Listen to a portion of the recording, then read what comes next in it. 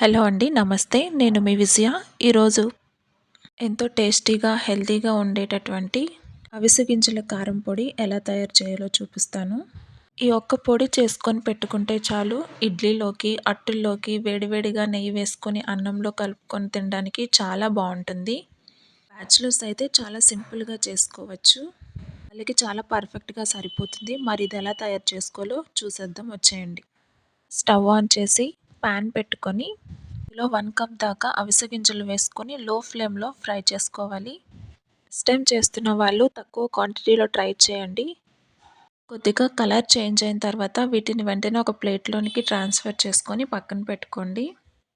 ఏ కప్పుతో అయితే అవిసె గింజలు తీసుకున్నామో అదే కప్పుతో హాఫ్ కప్ ధనియాలను తీసుకొని వీటిని కూడా దోరగా వేయించి ప్లేట్‌లోకి తీసుకొని పక్కన పెట్టుకోవాలి. అదేవిధంగా హాఫ్ కప్ దాకా పల్లీలు తీసుకొని వీటిని కూడా లో ఫ్లేమ్‌లో పెట్టుకొని ఫ్రై చేసుకోవాలి. హై ఫ్లేమ్‌లో పెట్టి ఫ్రై చేసుకుంటే లోపలంతా పచ్చి పచ్చిగా ఉండి బయటకి వేగినట్టు కనిపిస్తాయి. ఈ విధంగా కలర్ చేంజ్ అయిన తర్వాత వీటిని కూడా పక్కకు తీసి పెట్టుకోవాలి. ఇప్పుడు 3/4 కప్పు మినపప్పును కూడా వేసి దోరగా వేయించుకోవాలి. ఫ్రై చేస్తున్నప్పుడే మంచి వాసన అనేది వస్తుంది.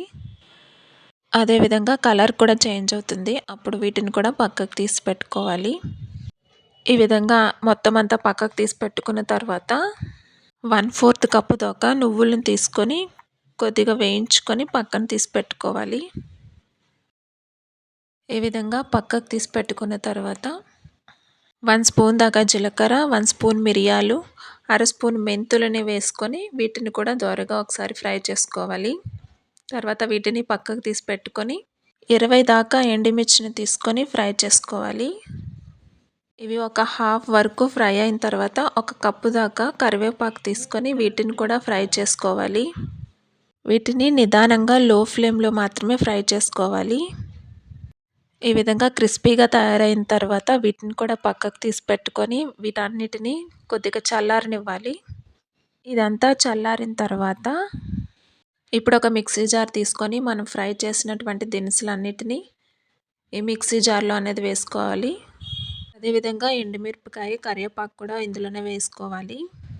ఇందులో కొద్దిగా చింతపండు, 5, 6 వరకు వెల్లుల్లి రెబ్బలు, రుచికి తగినంత ఉప్పు వేసుకొని వీటన్నిటిని మెత్తగా గ్రైండ్ చేసుకోవాలి. ఇప్పుడు దీన్ని అంతటిని ఒక మిక్సింగ్ బౌల్లోకి తీసుకొని అంతా కలిసే విధంగా చేత్తో ఒకసారి మంచిగా కలుపుకోవాలి. ఈ టైంలోనే సాల్ట్ సరిపోయిందో లేదో చెక్ చేసుకోవాలి. ఒకవేళ సరిపోకపోతే యాడ్ చేసుకోవాలి. సరిపోతే అలాగే ఉంచేయండి. ఈ విధంగా తయారు చేసిన పొడిని ఒక గాజు సీసాలో వేసి స్టోర్ చేసుకుంటే 1.5 మంత్ వరకు నిల్వ ఉంటుంది. డైలీ ఒక స్పూన్ని తీసుకుంటే చాలా హెల్త్ బెనిఫిట్స్ ఉంటాయి. ఈ పొడి తీసుకోవడం వల్ల హెయిర్ గ్రోత్ చాలా బాగా ఉంటుంది.